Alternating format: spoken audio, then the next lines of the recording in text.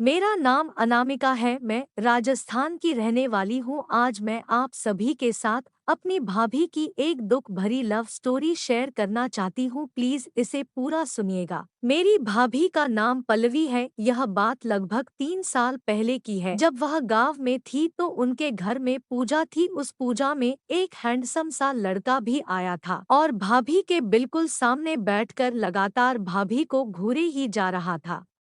भाभी को शुरू में तो वो लड़का और उसकी हरकतें बड़ी अजीब लगी, पर फिर भी उन्होंने उसे इग्नोर कर दिया। कुछ देर बाद वो लड़का भाभी को और भी घूरने लगा। पल्लवी भाभी को अब दिक्कत होने लगी और वो उसे मन ही मन अनाप शनाप बकने लगी। पूजा खत्म होने के बाद इत्तेफाक से वो भाभी से अकेले में टकरा गया। वो भाभी से कुछ कहने ही जा रहा था कि भाभी ने बिना उसकी सुने ही उसके गाल पर एक जोरदार थप्पड़ जड़ दिया। थप्पड़ इतना जोरदार था कि लड़के के गोरे गालों पर भाभी के उंगलियों के निशान छप गए। वो लड़का बहुत डर गया और चुपचाप सर झुकाकर वहां से चला गया। अगले दिन पल्लवी भाभी को अपनी हरकत पर बहुत पछतावा होने लगा। वो सोच सोच के परेशान होने लगी कि उसे मारना नहीं चाहिए था। ये मैंने गलत कर दिया। अब पल्लवी भाभी उसे हर पल याद करती रहती। ऐसा लग रहा था कि थप्पड़ उसके गाल पर पड़ा है पर चोट इनके दिल पर लगी है। एक दिन भाभी कुछ सामान लेने मार्केट गई थी और शॉपिंग वगैरह करके ऑटो से घर को लौट रही थी। तभी उन्हें किसी दुकान पर खड़ा वही लड़का दिखाई दिया। वो ऑटो से उतरकर उसके पास जाकर उससे माफी मांगना चाह रही थी, पर मजबूर थी क्योंकि वो मम्मी के साथ गई थी। उस लड़के की एक झलक दिखने के बाद अब वो उसे और ज्यादा याद करने लगी और बेचैन रहने लगी।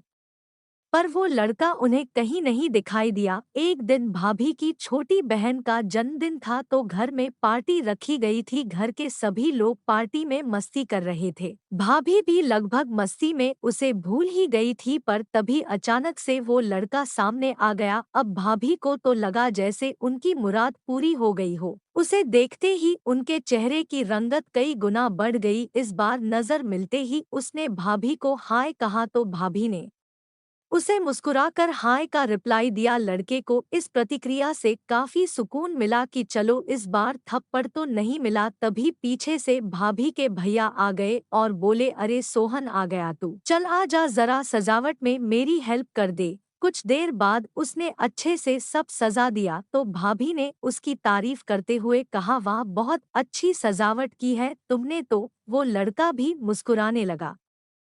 कुछ देर बाद केक वगैरह कट गया, सभी एंजॉय कर रहे थे। तभी मौका देखकर सोहन ने भाभी को प्रपोज कर दिया और बोला कि पल्लवी मैं तुमसे बहुत प्यार करता हूँ। तो भाभी ने कहा, मैं सोच के बताती हूँ। हालांकि प्यार का फूल भाभी के सीने में भी खिल ही चुका था, पर फिर भी वो तुरंत न बोलकर बताती हूँ कहकर शर्मा कर चली गई। कुछ दिनों बाद से दोनों की प्रेम कहानी शुरू हो गई, पर उन्हें क्या पता था कि वो दोनों एक बहुत बड़ी मुसीबत में फंसने वाले हैं। 6 महीने बाद ही भाभी की शादी हो गई और वो दोनों एक दूसरे से अलग हो गए। दोनों बहुत रोए, पर किस्मत से कौन जीत सकता है। दोनों ने ही अपने हाथ की नसें काट ली। दोनों ही हॉस्पिटल में एडमिट हुए, फिर कुछ दिनों में ठीक हो गए। फिर एक दिन मैंने देखा कि कमरे में भाभी बहुत रो रही है। मैंने उनसे पूछा तो उन्होंने आंसू पोंछते हुए कुछ नहीं कहकर बात टालने की